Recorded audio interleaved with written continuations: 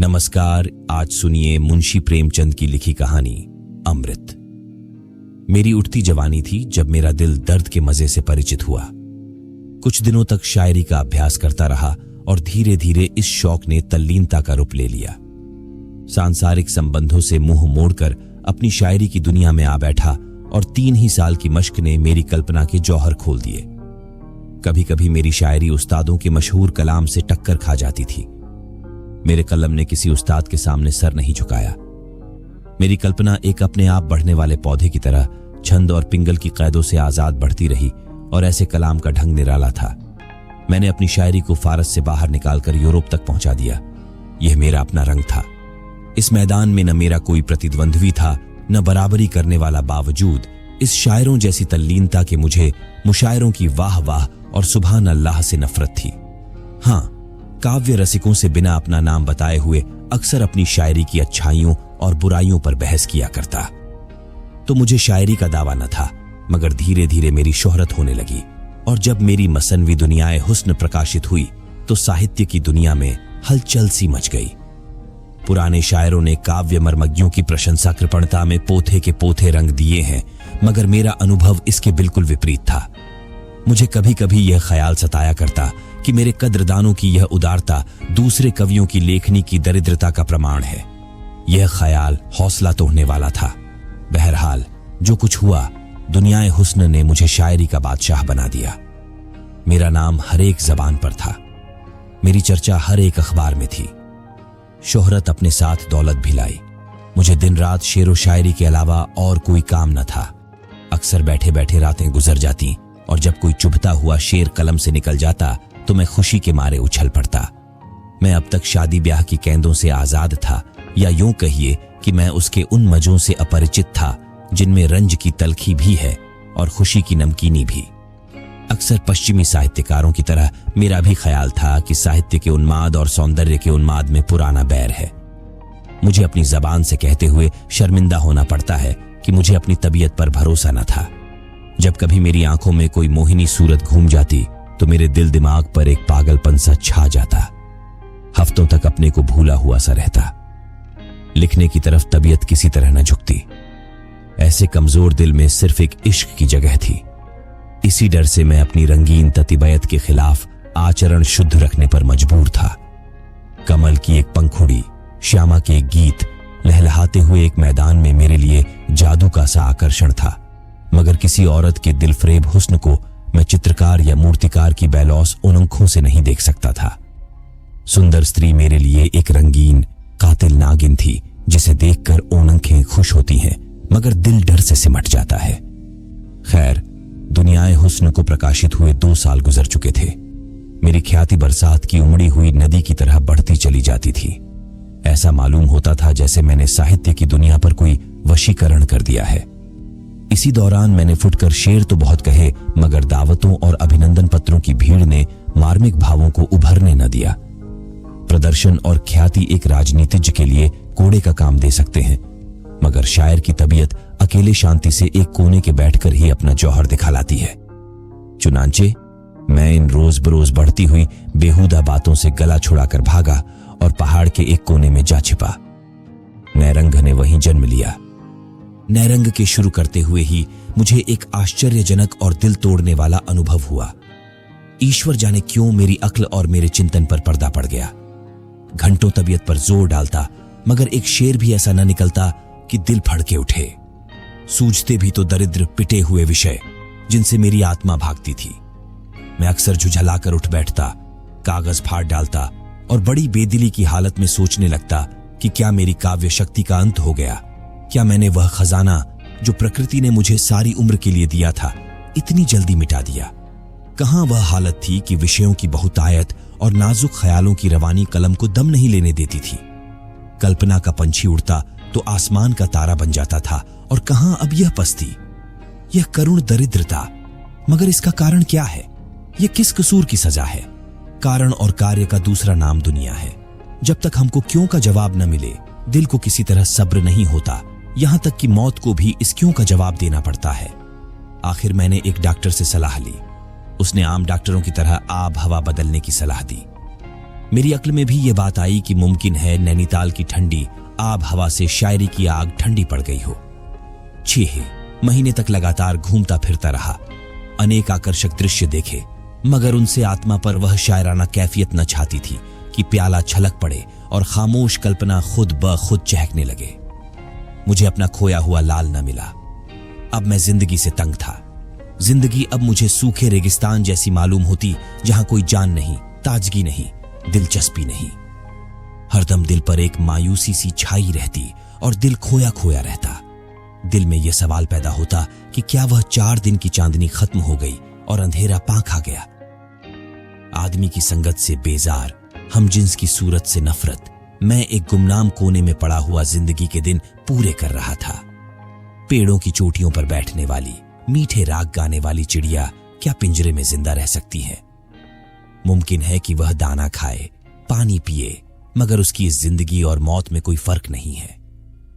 आखिर जब मुझे अपनी शायरी के लौटने की कोई उम्मीद नहीं रही, तो मेरे दिल में यह इरादा पक्का हो गया कि अब मेरे लिए शायरी की दुनिया से मर जाना ही बेहतर होगा। मुर्दा तो हूं ही, इस हालत में अपने को जिंदा समझना बेवकूफी है। आखिर मैंने एक रोज कुछ दैनिक पत्रों का अपने मरने की खबर दे दी। उसके छपते ही मुल्क में कोहराम मच गया, एक तहलका पड़ गया। उस वक्त मुझे अपनी लोकप्रियता का कुछ अंदाजा हुआ। यह आम पुकार थी कि शायरी की दुनिया की किस्ती मंझधार में डूब गई, शायरी की महफिल उखड़ गई। पत्र पत्रिकाओं में मेरे जीवन चरित्र प्रकाशित हुए, जिनको पढ़कर मुझे उनके एडिटरों की आविष्कार बुद्धि का कायल होना पड़ा। न तो मैं किसी रईस का बेटा था और न मैंने रईसी की मसनद छोड़कर फकीरी अख्तियार की थी। उनकी कल्पना वास्तविकता पर छा गई थी। मेरे मित्रों में एक साहब ने, जिन्हें मुझसे आत्मीयता का दावा था, मुझे पीने पिलाने का प्रेमी बना दिया था। वह जब कभी मुझसे मिलते, उन्हें मेरी आंखें नशे से लाल नजर आती। अगरचे इसी लेख में आगे चलकर उन्होंने मेरी इस बुरी आदत की बहुत हृदयता से सफाई दी थी, क्योंकि रुखा सूखा आदमी ऐसी मस्ती के शेर नहीं कह सकता था। ताहम हैरत है कि उन्हें यह सरीहन गलत बात कहने की हिम्मत कैसे हुई। खैर, इन गलत बयानियों की तो मुझे परवाह न थी। अलबत्ता यह बड़ी फिक्र थी, फिक्र नहीं एक प्रबल जिज्ञासा थी कि मेरी शायरी पर लोगों की जबान से क्या फतवा निकलता है। हमारी जिंदगी के कारनामे की सच्ची दाद मरने के बाद ही मिलती है, क्योंकि उस वक्त वह खुशामद और बुराइयों से पाक साफ होती है। मरने वाले की खुशी या रंज की कौन परवाह करता है? इसीलिए मेरी कविता पर जितनी आलोचनाएं निकली है, उसको मैंने बहुत ही ठंडे दिल से पढ़ना शुरू किया। मगर कविता को समझने वाली दृष्टि की व्यापकता और उसके मर्म को समझने वाली रुचिका चारों तरफ अकाल सा मालूम होता था। अधिकांश जौहरियों ने एक एक शेर को लेकर उनसे बहस की थी, और इसमें शक नहीं कि वे पाठक की हैसियत से उस शेर के पहलुओं को खूब समझते थे। मगर आलोचक का कहीं पता न था। नजर की गहराई गायब थी। समग्र कविता पर निगाह डालने वाला कवि, गहरे भावों तक पहुंचने वाला कोई आलोचक दिखाई न दिया। एक रोज मैं प्रेतों की दुनिया से निकलकर घूमता हुआ अजमेर की पब्लिक लाइब्रेरी में जा पहुंचा। दोपहर का वक्त था। मैंने मेज पर झुककर देखा कि कोई नई रचना हाथ आ जाए तो दिल बहलाऊं। यकायक मेरी निगाह एक सुंदर पत्र की तरफ गई, जिसका नाम था कलामे अख्तर।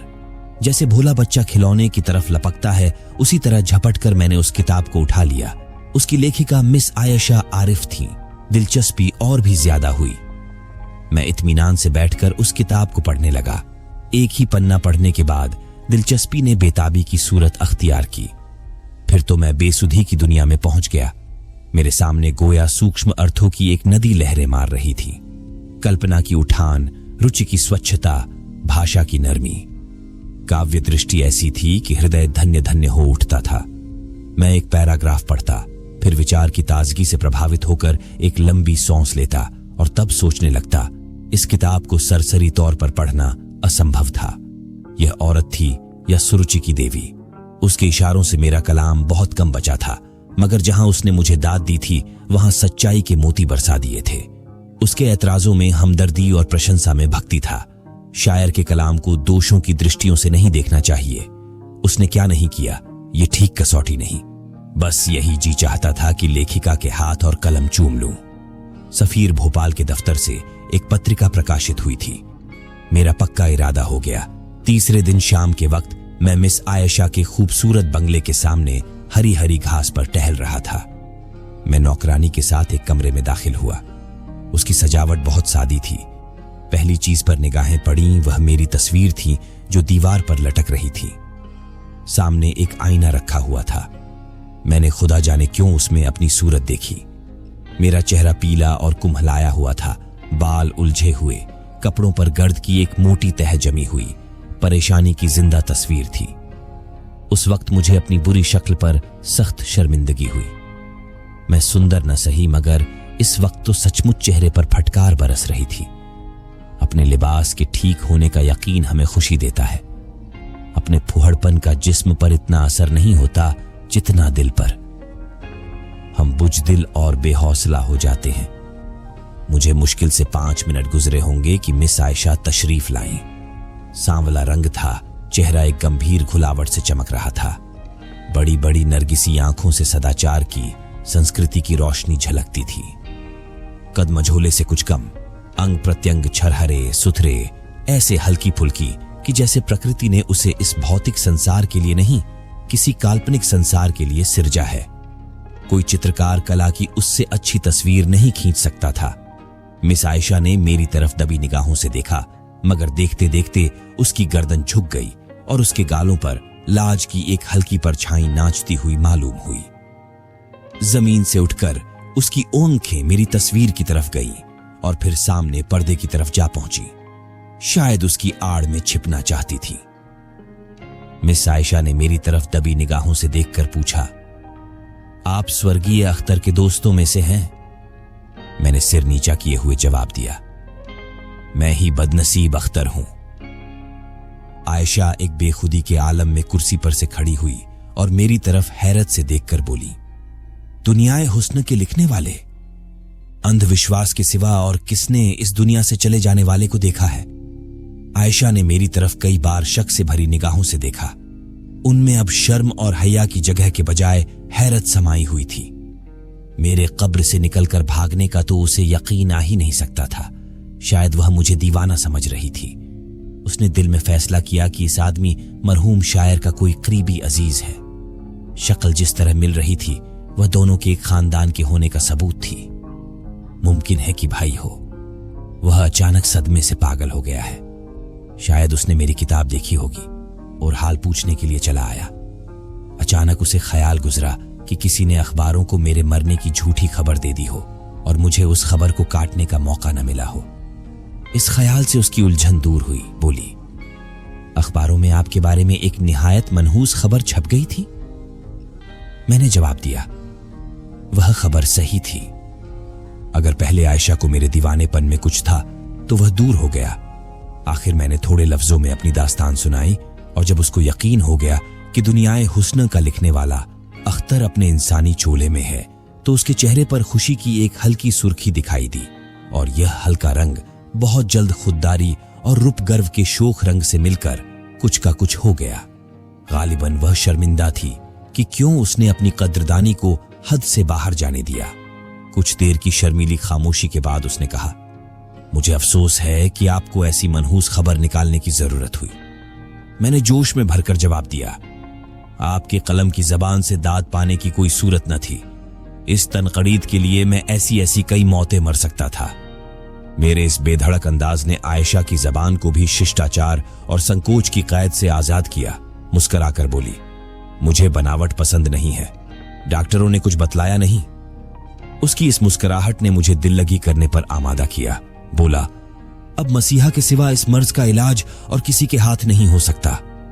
आयशा इशारा समझ गई, हंसकर बोली, मसीहा चौथे आसमान पर रहते हैं। मेरी हिम्मत ने अब और कदम बढ़ाए। रूहों की दुनिया से चौथा आसमान बहुत दूर नहीं है। आयशा के खिले हुए चेहरे से संजीदगी और अजनबियत का हल्का रंग उड़ गया। ताहम मेरे इन बेधड़क इशारों को हद से बढ़ते देखकर उसे मेरी जबान पर रोक लगाने के लिए किसी कदर खुददारी बरतनी पड़ी।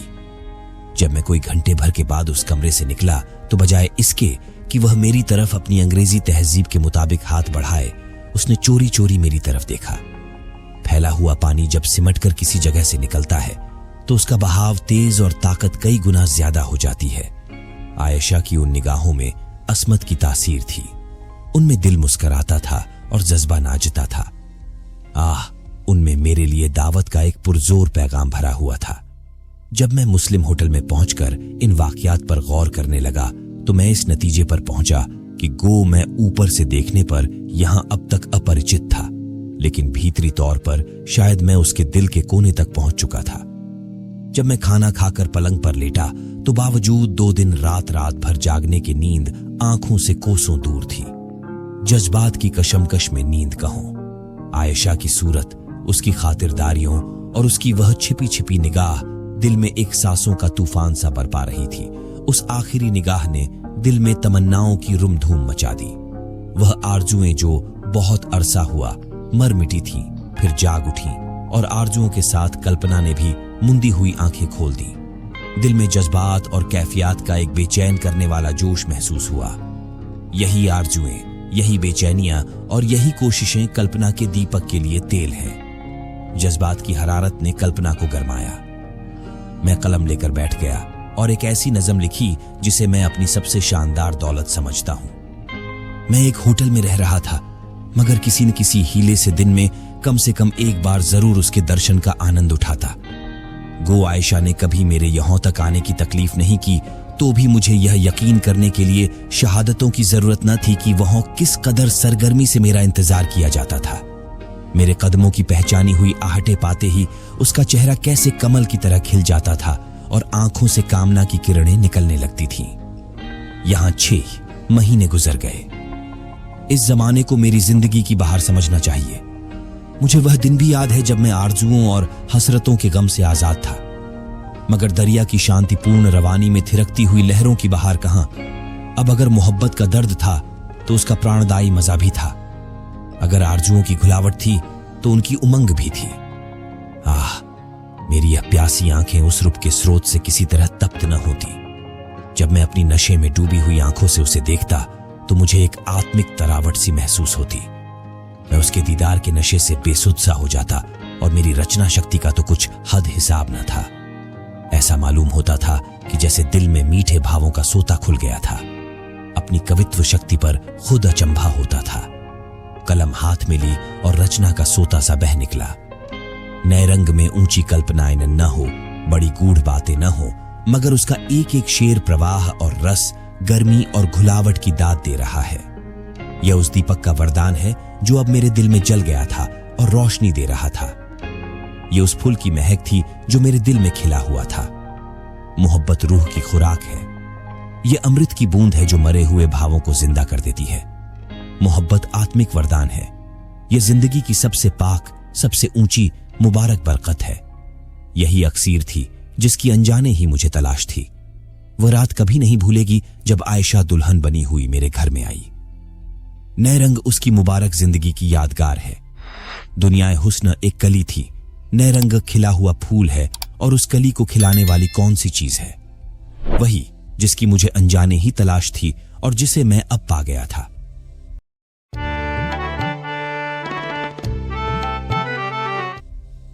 आप सुन रहे थे मुंशी प्रेमचंद की लिखी कहानी अमृत।